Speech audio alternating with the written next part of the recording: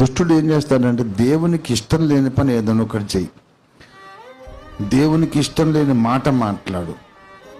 అన్నిటికంటే ఈజీగా మనం దేవునికి దుఃఖం కలిగించేటట్టు ఈజీగా మన చేత ఒక పని చేయిస్తాడు వాడు. అదేంటి తెలుసా?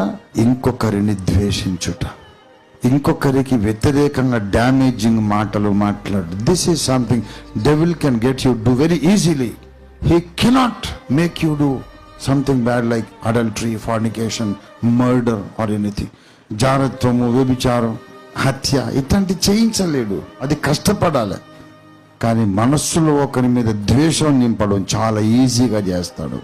నీలోని ద్వేషం బొగ్గుమని మండగానే ఏంటి గబ్బు కంపని దేవదూతలు దూరం అయిపోతారు. వాళ్ళు వచ్చింది ప్రేమ సామ్రాజ్యం నుండి. వాళ్ళు ఎక్కడి నుంచి వచ్చారు?